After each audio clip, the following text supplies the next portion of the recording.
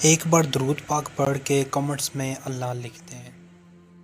اقبال نے کہا تھا حب دولت تلف می سازت زکات، زکات حب دولت کو زائل کرتی ہے۔ جب اللہ کی راہ میں لٹاؤ گے تو اس سے کم بھی نہیں ہوگا۔ میرے حضور نے 3 چیزیں قسم کر کے کہیں۔ حضرت ابو کبشہ الانماری رضی اللہ تعالیٰ عنہ سے مروی ہے، میرے حضور نے ارشاد فرمایا اگر کوئی شخص کسی کو معاف کر دیتا ہے تو اس کی عزت کم نہیں ہوگی، میں محمد اللہ کی قسم اٹھاتا ہوں۔ دوسری بات میرے حضور نے فرمائی کہ جو شخص مانگنے لگ جاتا ہے، سوال کا دروازہ کھول لیتا ہے، اللہ اس کے لیے محتاجی کا دروازہ کھول دیتا ہے، اس کی کبھی کمی پوری نہیں ہوتی۔ اور تیسری بات میرے حضور نے قسم کر کے کہی ما نقص مال عبد من صدقہ، کہا میں اللہ کی قسم اٹھا کے کہتا ہوں کہ صدقے سے مال کم نہیں ہوتا، صدقے سے مال گھٹتا نہیں ہے۔ تو ایک تو مال بھی نہیں گھٹے گا، یہ ضمانت کس کی ہے؟ میری نہیں ہے، یہ رسول اللہ کی ضمانت ہے۔ ایک تو مال بھی کم نہیں ہوگا، اور دوسرا یہ ہے کہ حب دولت ختم ہوگی۔ حب دولت تلف می سازت زکات، یہ ماہ سیام آ رہا ہے تو زکات سے حب دولت کو کم کیجئے، بلکہ صدقات دیجئے، نفلی صدقات کیجئے، غرباء کی مدد کیجئے، مساکین کی مدد کیجئے، اپنے غریب محتاج رشتہ داروں پہ غور کیجئے، ان کی مدد کیجئے، اپنی ہمسائیگی میں دیکھیے، پردے سے مدد کیجئے، ان کی عزت نفس بھی مجروح نہ ہو۔ یہ جو نمائش لگا کے 10 اخباروں میں چھپوا کے لوگوں کی مدد کرتے ہیں، اس سے گریز کیجئے۔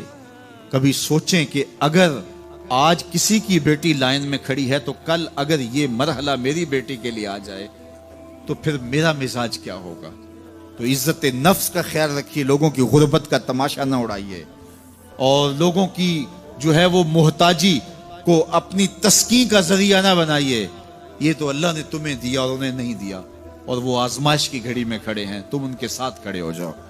تو لوگوں کی مدد کیجئے، دکھیوں کے کام آئیے، مساجد کی جو ہے وہ تعمیر کیجئے، مدارس دینیا کے ساتھ وابستہ رہیے، اور لوگوں کی فلاح کے لیے، بہتری کے لیے کام کیجئے۔ اللہ نے آپ کو دیا ہے، یہ مال یہاں رہ جانا ہے۔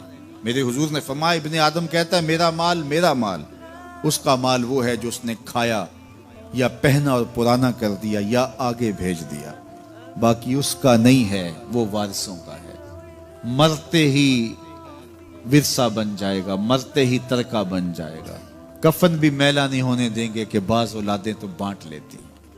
اللہ اکبر، وہ گھر جو ان کے لیے بنایا تھا، ایک رات بھی تجھے اس گھر میں رکھنے کے لیے تیار نہیں ہوں گے۔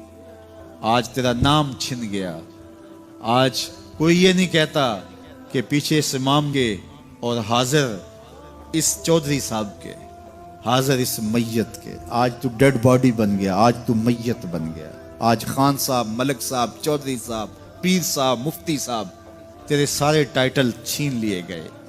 آج پیچھے اس امام کے اور دعا واسطے حاضر اس میت کے، آج تو میت بن گیا۔ آج تیرا لباس بھی پھاڑ کے اتارا ہے، آج تیرے انگوٹھے باندھ دیے گئے ہیں، ناک میں روئی ٹھونس دی گئی ہے۔ آج تو غسال کے رحم و کرم پہ ہیں، وہ تجھے ادھر الٹ دے یا ادھر پلٹ دے، اب تیرے پاس کوئی اختیار ہی باقی نہیں رہا۔ میاں صاحب بولے جان دیواری ڈرونا بنے ہو تے ہاتھ نہ لاندے ڈرتے۔ آج اولاد بھی دور ہے، پوتے اور پوتیاں بھی ڈرتی ہیں۔ جان دیواری ڈرونا بنے ہو تے ہاتھ نہ لاندے ڈر دے، جنہ لئی تو پاپ کمائے اج کتھے نہیں تیرے کر دے۔ آج سارے چلے گئے، تو آج اپنے ہاتھ سے اپنی زندگی کو سنوارنے کے عمل کی طرف بڑھیں اور راہ خدا میں خرچ کریں، دکھیوں، مجبوروں اور لاچاروں کے کام آئیں۔ اللہ آپ کی مدد کرے گا اور حب دنیا کم ہوگی۔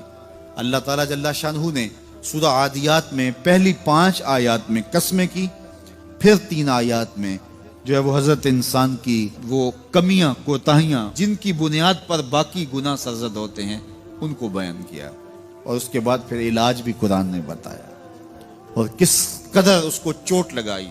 افلا یعلم اذا بعثر ما فی القبور وحصل ما فی الصدور ان ربهم بهم یومئذ لخبیر۔ افلا یعلم اذا بعثر ما فی القبور، اے اکڑ کے چلنے والے، اے ناشکر انسان، اے دولت کے پجاری، وہ وقت یاد کر جب تو قبر سے اٹھایا جائے گا۔ اس وقت कफन भी छीन लिया जाएगा।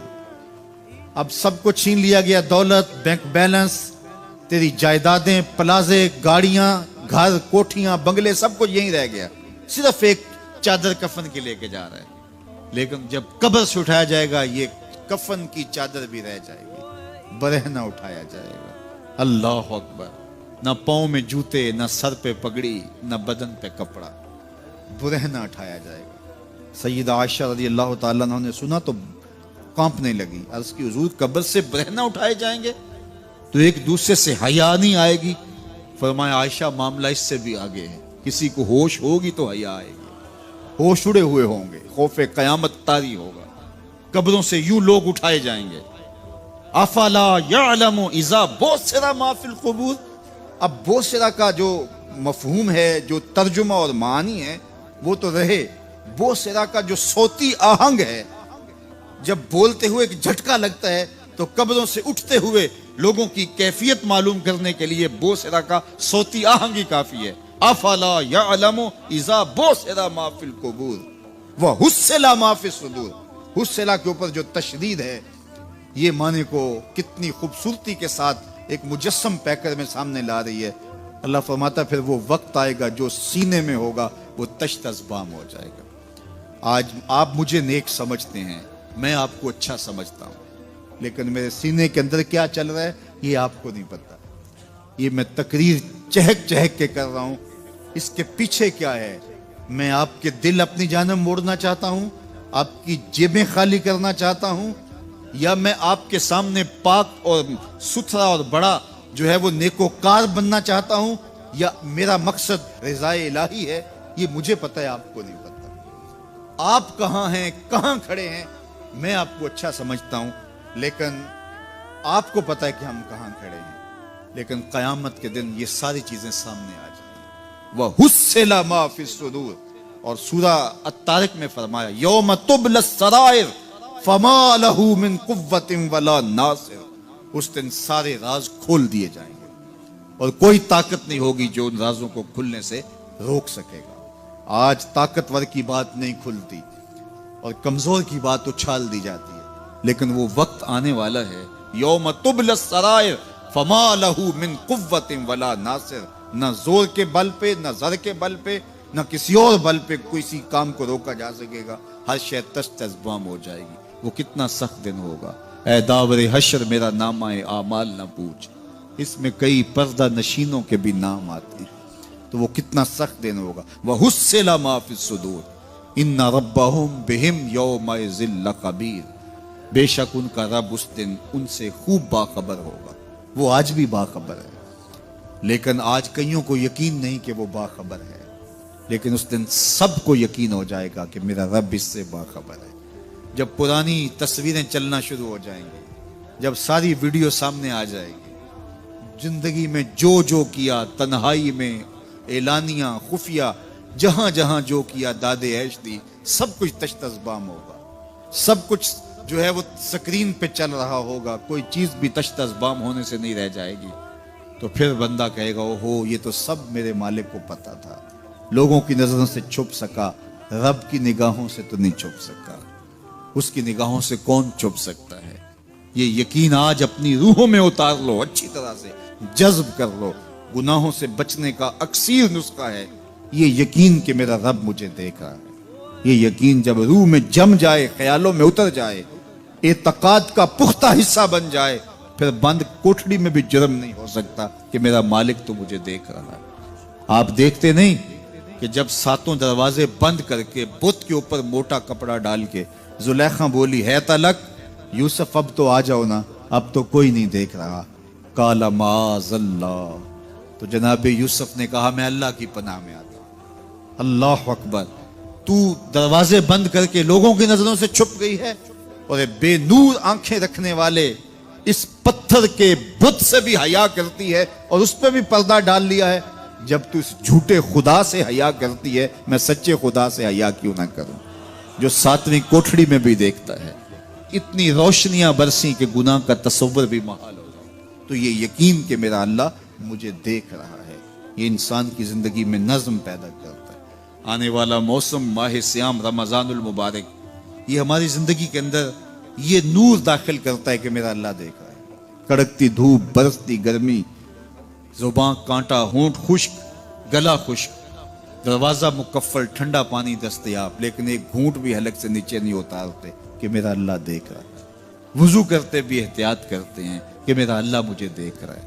کرتے ہیں کہ نہیں کرتے؟ یہ نور ملتا ہے کہ نہیں ملتا؟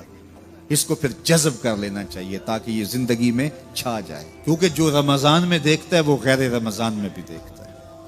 اور پھر پانی نہیں پیتے کہ اللہ دیکھ رہا ہے، کھانا نہیں کھاتے اللہ دیکھ رہا ہے، لیکن جب آنکھ بھٹکتی ہے تو اس وقت اللہ نہیں دیکھتا. جب خیال بہکتا ہے تو اس وقت اللہ نہیں دیکھتا. رشوت میز کے اوپر سے لے رہے ہوں یا نیچے سے لے رہے ہوں تب نہیں اللہ دیکھ رہا ہوتا. اللہ صرف کھانے اور پینے کو دیکھ رہا ہوتا ہے. یہ جو ایک نور آیا ہے اس کو جذب کر لیں، پوری زندگی میں پھیلا لیں. تو اسی لیے رمضان تقوی بانٹتا ہے، روزہ تقوی بانٹتا ہے، زندگی میں نور اور روشنیاں بھر دیتا ہے.